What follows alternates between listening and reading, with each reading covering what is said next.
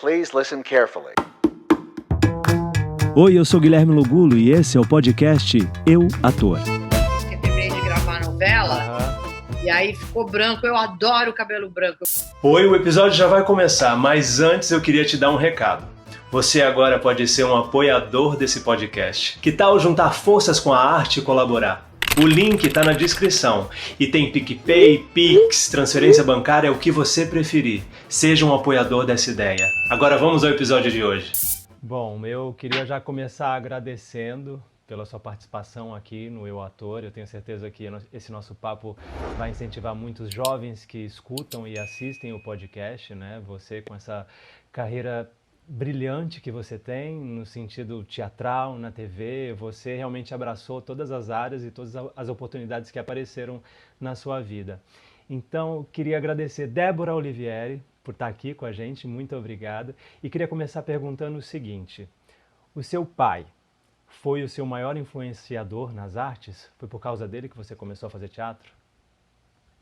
Por incrível que pareça, não foi. Meu pai, ele se separou da minha mãe, eu era muito jovem, eu tinha 6 anos, uma coisa entre 4 e 6. Eles iam e vinham e se separaram definitivamente. Então, eu ainda não sabia que eu queria ser atriz, embora eu já tivesse até estreado. Com 10 meses, eu fiz Moisés. Meu pai fazia teatro, a TV Tupi, né, o teatro do TBC, e fazia o grande Teatro Tupi na televisão, ele fazia teatro, né? E eles foram fazer os 10 mandamentos e precisavam de um bebê. Acho que eles se separaram aí, quando minha mãe, desesperada, olha o que ele quer fazer com a minha filha. Eu estudei no Sholem Aleichem, na Rua Três Rios, no Bom Retiro. Eu sou uma menina judia, então eu fui criada no Bom Retiro, mas o Sholem Aleichem era uma escola progressista, onde é a casa do povo e onde tinha o Teatro Taíbe, que era na mesma rua onde eu morava, e o Teatro Taíbe era do SESI, era o Teatro Popular do SESI. Antes de ir para Paulista, era no Teatro Taíbe.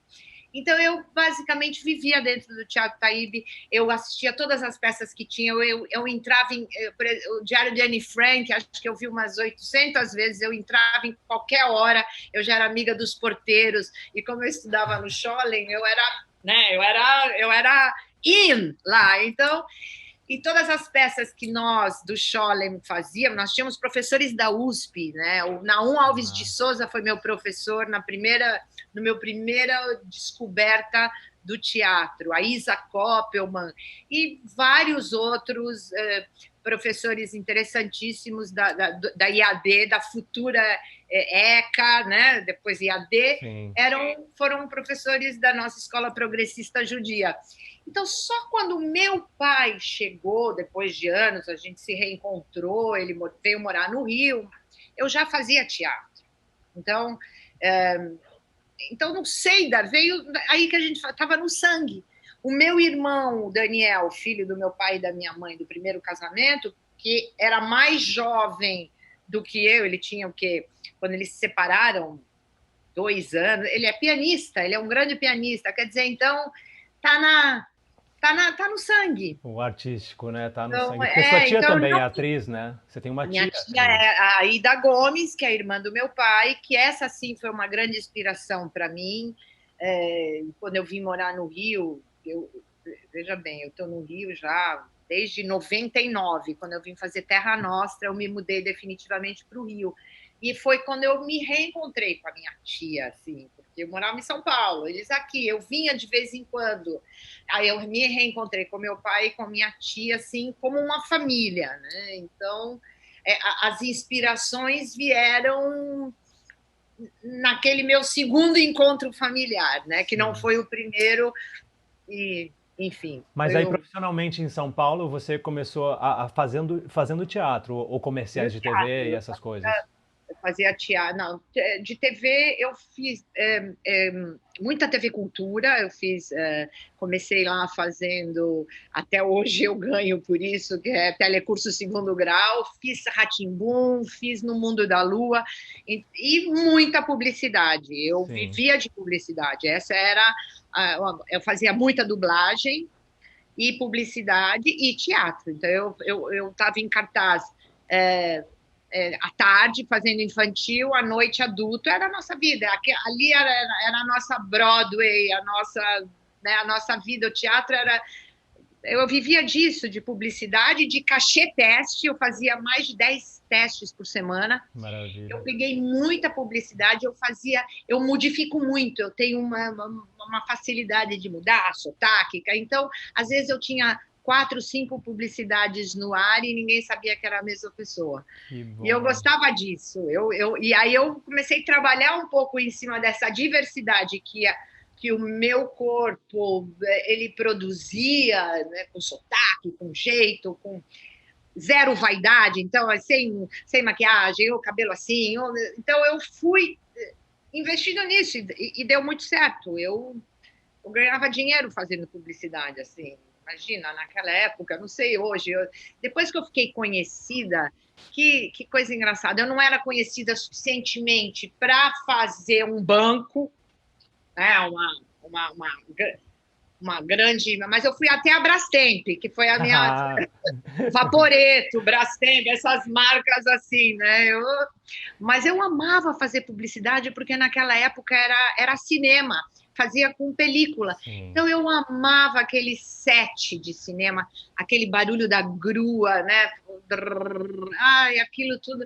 Então eu ia fazer teste, não me importava se eu pegava ou não, eu pegava, no caso, eu me importava, porque era maravilhoso quando o telefone toca para dizer que você passou. Sim. E daí eu fui começando a fazer coisas de cinema, porque muitos diretores de publicidade acabaram virando cineastas. E aí eu, do teatro, né, eu fiz muito institucional, televisão, só aqui no Rio mesmo, televisão... Né, a gente vai chegar lá, mas antes eu queria saber desse prêmio Mambembe de melhor atriz por Morangos e Lunetas. Me fala um pouco disso. É teatro infantil, né? Teatro infantil. Eu fazia muito teatro infantil e eu jurei para mim que eu não faço mais. Não sei, eu cansei um pouco, mas fazia muito, eu adorava fazer. E esse espetáculo era com a Patrícia Pilar, era da Denise Crispum, direção do Beto Crispum. E era uma peça linda, com a Deni Bloch, irmã da Débora Bloch. Quem mais? Ah, não, a Deni já foi em outro espetáculo também, que eu fui indicada pelo... Mas esse, eu fazia uma nordestina, Severina, a gente era no Maria della Costa, que tinha aquela escadaria. Então, eu tinha uma cena de 15 minutos, assim, eu entrava pela plateia, e aquela cena me deu o prêmio, porque... era um improviso, coisa que eu detesto fazer. Olha como a gente se transforma, né? Nossa. Não me peça para improvisar, eu fico em pânico. E naquela época, o diretor é teu. Você tem que chegar até o palco, interagindo com as pessoas. Então, cada dia era uma festa. E a peça fez muito sucesso, era a história de uma estrela que se cansava de estar no céu, porque ela ficava isolada, sozinha, ela era muito brilhante, mas ela não tinha amigos. Então ela pega um cometa e vem para a Terra. E ela vê a Terra, era muito legal a peça. Então ela pegava um navio, ia para Norte e Nordeste, e o sotaque, aí eu ganhei o Mambembe. Foi muito legal. Na época eram dos melhores, eram os prêmios principais de teatro, né? Era o principal. Eu ganhei o Mambembe, governador de estado, e mais um outro com essa peça. Eu ganhei muitos prêmios, não lembro. Muito bom. O bom é assim, né? São tantos prêmios que eu não me lembro. Deixa eu te perguntar, você diria que Chiquititas foi o grande divisor de águas na sua carreira na TV? Não digo que foi o divisor de águas da minha carreira da TV, mas foi um divisor de águas das pessoas saberem quem eu sou e quem eu era, né? Eu passei a ser conhecida, porque fez muito sucesso, porque eu saía na rua, as pessoas arrancavam meu cabelo, puxavam minha saia, queriam me ver, queriam abraçar, não podia pegar um avião, ir morando fora, ainda a gente morava na Argentina. Foi um divisor nesse sentido. Débora Olivieri foi a Dona Carmen. Esse não é um jeito de uma mocinha subir. O que é aquele palito preto com capacete, hein? É a Dona Carmen, uma maluca que tá achando que é diretora do orfanato. Ai! Quietinha. Quem é esse gordinho? Quem é esse garoto? É um amigo. A partir de hoje está terminantemente proibida a visita neste orfanato de amigos, e especialmente de namoradinhos. Estamos entendidos, né? Claro, não está? Mas, artisticamente, para mim, meu divisor de águas na TV foi novo, é recente, foi Novo Mundo com Carlota Joaquina, onde eu fiz um papel que, para mim, eu tenho muito orgulho de ter feito esse papel, e ele foi reconhecido dentro do canal, talvez, uau, porque é um papel icônico, né? Assim, a Carlota é assim outro sotaque que eu amo, e ainda mais espanhol. Vai me encontrar acá, louca, encarcerada, a escuchar marteladas o dia inteiro. Então eu acho que ali eu passei a ter uma credibilidade artística, no sentido de que, sim, ela pode fazer acho que qualquer coisa, assim, desde a comédia ao drama. Eu achava que eu era muito engraçada, e o Jorginho Fernando falou para mim: você é dramática, você é uma atriz dramática, assim, tipo a Yara Amaral. Eu falei, uau. Aí eu agora me acho super sem graça. Mas me diz, você fez 3 anos de Chiquititas, como é que foi esse momento de você falar assim, porque você que rompeu com o seu contrato, né? E a gente sabe que o que a gente mais busca é essa estabilidade, mas ao mesmo tempo tem essa coisa de buscar algo novo. Como é que foi esse momento de coragem de falar, não, aqui eu já cumpri minha missão, é hora de mudar a página? Foram 3 anos e 10 meses, né? Bastante. De quase 4 anos. O que acontece? Começou a vir toda semana, chegava o bloco da semana e eu não saía do lugar. A mesma coisa, as crianças, isso, o texto era igual, só mudava. Aí eu comecei a criar um pânico de achar que eu nunca mais ia conseguir um outro trabalho, que eu ia ficar estigmatizada fazendo a mesma coisa durante 4 anos, uma coisa infantil, meio debilóide, um trabalho super overacting, quando você começava a ver... Porque era uma farsa. Então eu tentava ir mais no overacting possível para aquilo não ser crível. Não era para ser crível. Não podia dar credibilidade. Não era uma Odete Reutemann, não era um Gilberto... Era uma vilã de uma novela infantil, né? De uma novela infantil. E aí eu comecei... Primeiro eu estava com muita saudade das minhas filhas. Eu tinha me separado, as minhas filhas foram morar com o pai para eu poder morar na Argentina.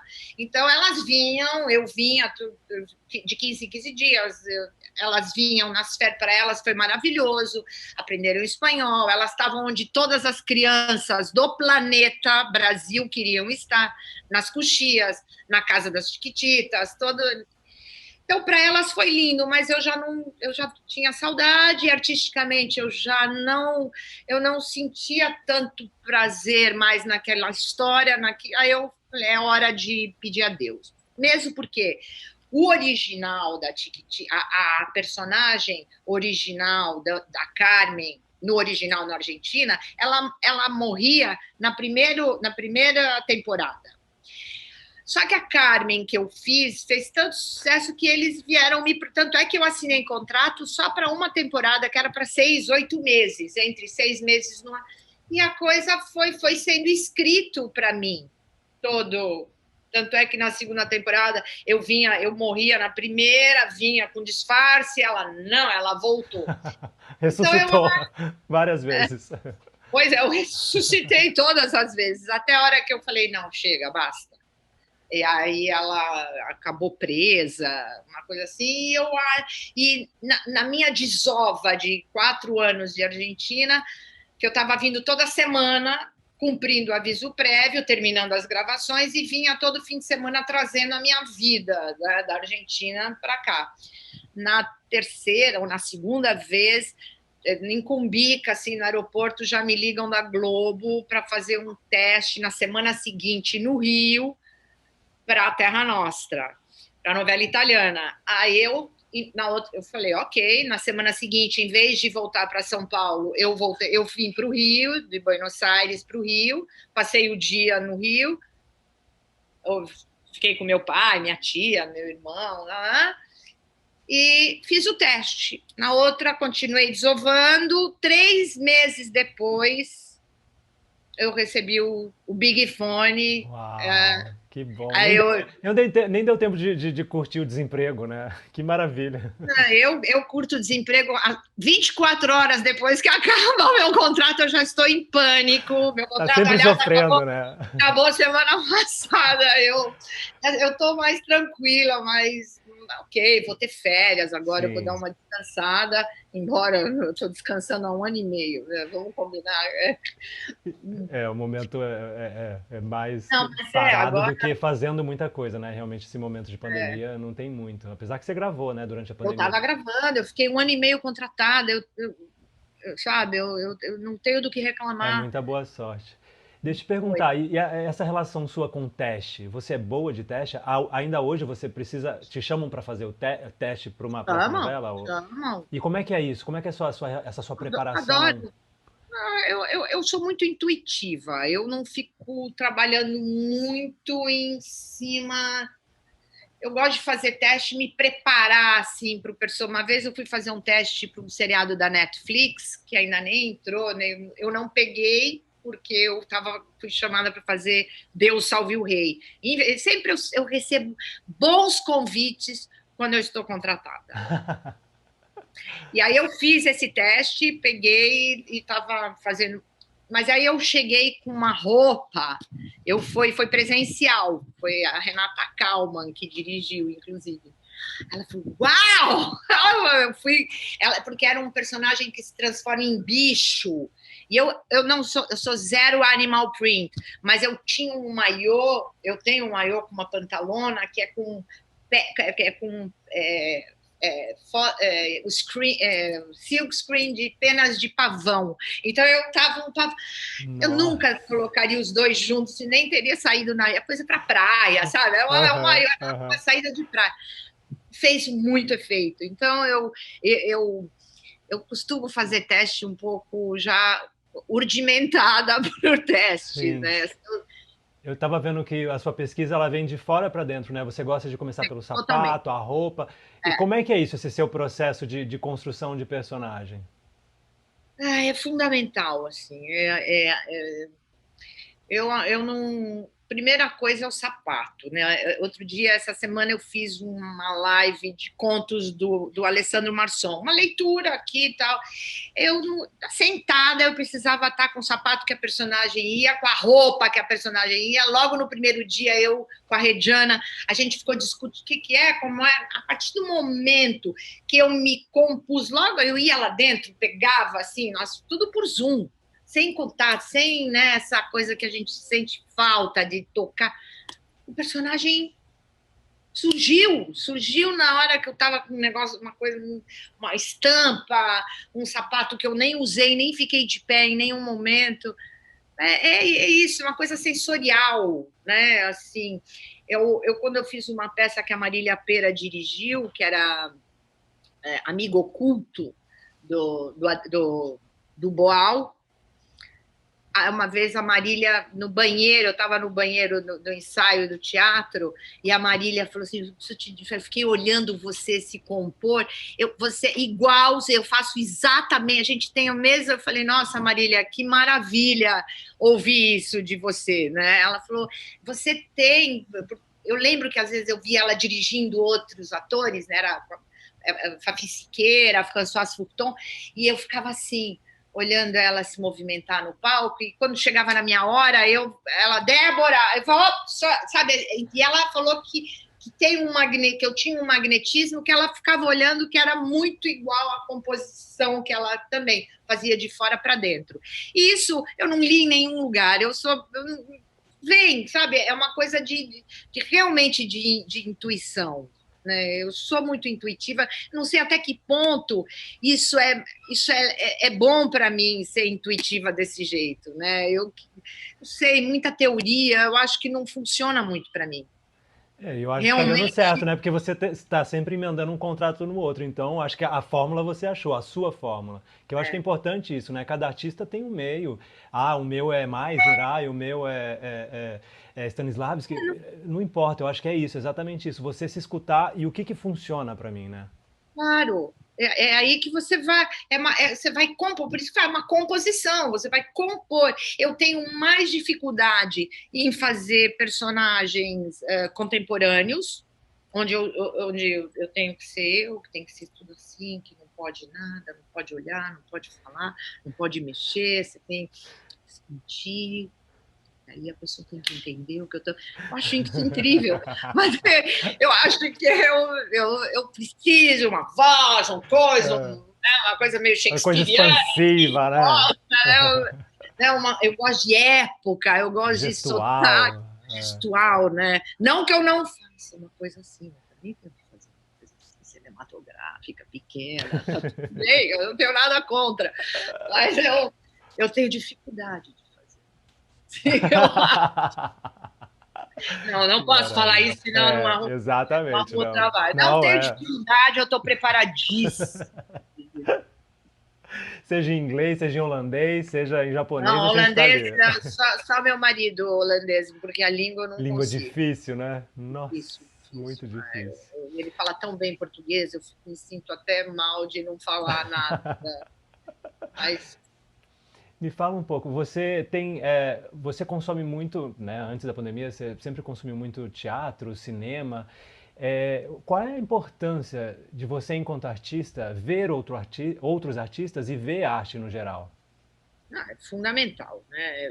Eu acho, assim, é o que eu sinto mais falta das estreias, de bater palmas para os nossos companheiros, de ver um companheiro seu assim, tão perto, né, de respirar e de estar no palco, né, de você sentir a vibração do público olhando para você, né, aquilo olhando para você, respirando com você e entendendo o que você está fazendo. Eu sinto essa falta de prestigiar e de ser prestigiada, de acabar a peça e esperar o ator sair sair do teatro e ser abraçada também por... Né, de ouvir as pessoas quando eu fazia Rosa, né, meu monólogo, que é uma senhora de quase 80 anos, que ouvia assim, as pessoas falarem para mim: você sabe se a atriz vai demorar para sair? É muito lindo isso. Eu tenho muitas saudades da Rosa, do palco e de elogios, né, de ver o teu reconhecimento. E eu trabalhei muito durante a temporada fazendo peça pela rede de leituras, que são leituras, mas a gente tentou fazer o menos leitura possível, mas o mais dinâmico. Mas foi uma peça atrás da outra, vi muita peça, vi muitos artistas em cena tentando batalhar, fiz a Rosa, né? Eu acho que nós, artistas, estamos dando um duro para sair dessa, com a cultura tão desclassificada, né? Com a profissão tão... maltratada, né? A gente está sendo maltratado, assim. Maltratado, né? Mal cuidado, né?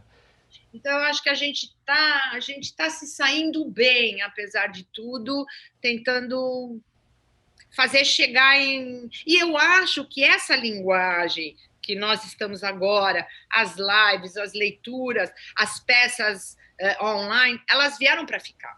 É como o streaming veio para ficar e vai ficar uma competição com a novela, até que novela vai sair, né? Eu acho que essas novas linguagens vieram para ficar e, ok, a gente defende todas elas. E como é que foi para você essa experiência de fazer a Rosa um monólogo, você sozinha em cena, fazer na sua casa, na sua sala? Como é que é isso? Porque é isso, não tem a respiração de volta, né? Primeiro eu redecorei, né, 25 páginas, porque não é pouca coisa. Eu montei o cenário, eu tinha com a roupa toda dela, foi como se ela baixar a minha casa virou um grande cenário, um palco coxia durante essa pandemia toda, até essa semana fazendo isso. É o que temos, né? Foi lindo, No primeiro dia que foi uma live, acabou a internet aqui, eu não consegui, tivemos que interromper, porque caiu a internet. Aí, no dia seguinte, a produção me deu de presente uma filmagem da Rosa, filmamos para ir para o IGTV da Rede de Leituras, então tá lá. Mas, então, a gente sofre é a mesma coisa que no teatro acaba a luz. Eu já fiz uma peça no Teatro da Gávea, direção do Miguel Falabella, que era Veneza, com a Laura Cardoso, a Arlete Salles, o Tuca, inclusive, a Juliana Baroni. Acabou a luz, a gente ficou sentado, esperando, não voltou, acabou do shopping da Gávea inteiro. Nossa. Aí... Cancelaram. A mesma coisa. Caiu a internet, acabou a luz, cancelou a peça, cancelou aqui, demos os ingressos de volta e voltaram no outro dia. Mais ou menos parecido. E você falou que você gravou algumas cenas do Salve-se Quem Puder de casa. Como é que foi isso? Uma só. A minha última cena, eu fui... Porque depois que acabou a pandemia, ótimo, porque nunca acabou. Depois que a gente voltou, que acabou o lockdown, que nós também nunca tivemos, depois que acabou a primeira parte a primeira onda, a gente voltou para o estúdio cheio dos protocolos, fazia exame, só entrava no Projac fazendo exame, e aí a gente voltou a gravar com distanciamento, tudo. E na última cena, aí quando Marieta Severo foi internada, Marco Rica foi internado, Andréa Horta, um montão de gente começou, mesmo em outra produção, outro prédio, tudo, saiu um protocolo que atores acima de 55 anos não podiam mais entrar no Projac. Eu já tinha gravado a primeira parte dessa cena. Nossa. E era o último capítulo, casamento da filha, tal, essas coisas. Então, eles me mandaram tudo, figurino, maquiagem que eu já estava fazendo sozinha, veio todo minhas Sua coisas. Bolsinha de composição tudo do personagem. hermeticamente fechado, como é, com equipamento, uma mochila com tudo, câmera, computador. Mas é você que teve que montar tudo? Fiquei curioso para saber isso. Montei tudo, luz, aí abrimos, estavam 12 pessoas, estava o diretor, o Marcelo Travesso, o assistente de direção, a continuista, o iluminador, a figurinista, o maquiador, todos, cada um olhando a sua parte, me dirigiu por aqui, eu recebi uma cena, como foi remota, então teve uma mudança no texto, né? Eles arrumaram uma saída para que a mãe estivesse no casamento da filha. Remotamente. E aí foi. Mas fizeram como se você estivesse remotamente ou... Não, como se eu tivesse. A ideia é que... Ah, tá. Então era um fundo neutro, como se estivesse lá na igreja. Não. Como se estivesse remota. A mãe liga porque não conseguiu chegar na igreja. Ah, entendi. A roupa do casamento, porque eu já tinha gravado com a Débora Seco, a mãe ajudando ela a se arrumar, e a mãe foi buscar o pai, aí problema no carro, aí ela liga no celular do sobrinho, e da igreja o sobrinho bota para a mãe assistir o casamento da filha. E aí, mas era assim, tipo, agora põe essa luz um pouquinho mais pra cá, agora o cabo. E você fazia tudo ou tinha alguém que te ajudava? Não. Aqui não, eu que fazia tudo. Ele pedia isso, veio a luz, né, o ring light, que eu tinha, não precisava, porque eu comprei, me abasteci com ring light. Eu falo que é o kit básico. Eu queria ter uma empresa de... Aliás, eu tinha que ter ligado agora, meu ring light. Não, mas tá ótimo essa luz que tá vindo de fora. Então, eu montei tudo, né, as coisas que eles mandaram, e ficou ótimo. Iluminador de longe, falei assim, põe mais para cá, olha, fica aqui. Aí pediu para tirar essa obra de arte, porque achou que não combinava, eu troquei, coloquei aquele quadro aqui no meio, aquele eu tirei, ele pediu... a direção de arte pediu... Sim, então tudo aconteceu com o que você tinha aí, não teve... Com o que eu tinha. Foi exatamente nesse lugar que eu estava, inclusive. E qual foi esse sentimento, assim, de tipo, caramba... Triste. Fiquei triste. de não estar no último dia com todo mundo, teve evento, teve festa lá. Não, eu não ia poder abraçar ninguém, então triste que não teve estreia, triste que não teve finalização. Não, e a novela também foi mais curta, né? Foi mais que perdemos 50 capítulos. Mas vencemos, assim, conseguimos. Alguns ficaram com Covid justamente antes de voltar. Não pegar ninguém, pegou no Projac. Que sorte. Pegaram na semana, naquela. A gente ficou de março até agosto sem gravar. Eu lembro, a última vez que eu gravei foi um sábado, 14 de março. Aí tinha já roteiro da outra semana que eu gravava 4 vezes. Quando eu chego em casa, já tenho um e-mail. A partir de agora, ninguém volta. O Projac fechou, blá, blá, blá, blá, blá, blá. Choque. Essa foi sua segunda novela com Daniel Ortiz, né? Como foi, é que não, foi a terceira. A primeira foi... ele reescreveu Guerra dos Sexos. Ah, sim. Mas ali ele já estava assinando? Ali ele estava como... Estava como coautor do Silvio de Abril. Então foi Guerra dos Sexos, depois foi Alto Astral, que eu fiz, foi a primeira que eu fiz dele. Eu fazia uma morta, que era a mãe da Mariana Armelini, maravilhosa. E em Guerra dos Sexos ela era minha sobrinha, em Alto Astral ela era minha filha. E nessa a gente nem se encontrou, ela fazia outra coisa. E depois, essa foi a segunda de autoria dele. Foi ótimo, adoro o Dan. É muito gostoso estar no núcleo dele. Antes era com o Jorginho Fernando, que me amava. Eu sofri muito quando ele foi embora, porque a gente se dava muito bem, ele gostava muito de mim artisticamente. Então, era um diretor que puxava de mim coisas que eu não tinha. Sabe? Quando ele me disse que eu era uma atriz dramática, ele me abriu um leque, né, assim, muito grande, e tirou de mim isso, né, e foi muito legal. Você acredita que esses laços que se constroem com os autores, diretores, são de extrema importância para você continuar voltando a fazer trabalhos na casa?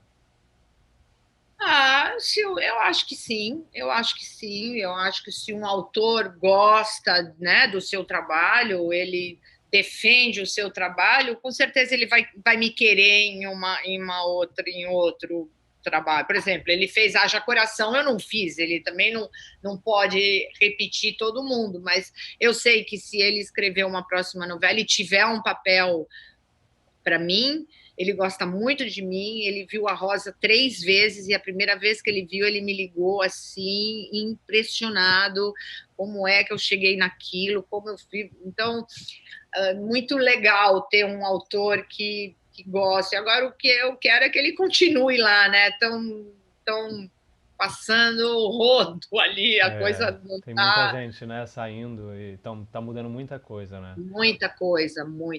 Eu realmente não sei como é que vai ser o futuro e ainda bem que não existe só a Rede Globo, né? Os streamings estão aí, temos Amazon, temos Netflix, e tá bom, tá legal. Você faria uma novela bíblica na Record, por exemplo? Me chamaram, inclusive, para fazer Gênesis, para fazer o papel de Rebeca, mas eu estava contratada e eu não pude fazer, infelizmente. Mas porque você já fez novela na Bandeirantes, SBT, então para você não seria um problema trabalhar numa outra emissora? Não tem problema. Está sempre aberta as oportunidades. Não tem problema, Eu queria... É uma delícia conversar com você e é inspirador, assim, te ouvir, porque realmente é uma coisa... flui muito, você é super... tem uma simpatia que vai falando, emenda, parece um papo de comadre aqui, eu tô adorando. Ai, que bom, que ótimo, que delícia. Eu queria te fazer a última pergunta, que é uma pergunta que eu sempre faço aqui no podcast, que é a seguinte: se você, Débora, pudesse voltar lá atrás para a jovem atriz que decide ser atriz, depois de toda essa sua carreira, o que você diria para ela? Respira mais.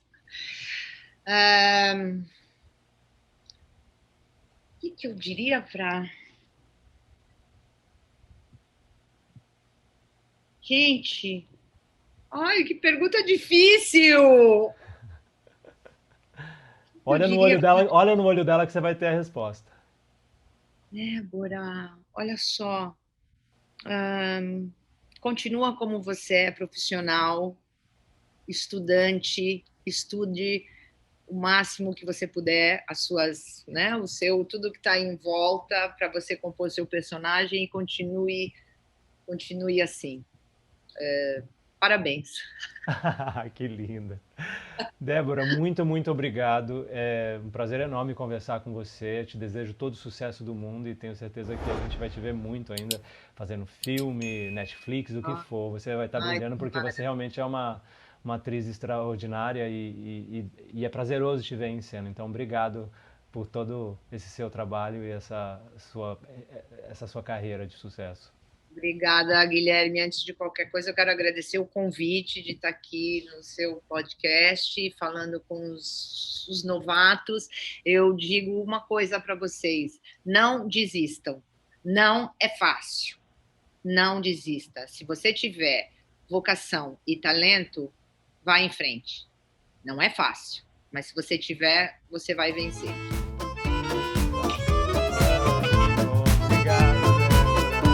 Obrigada a você.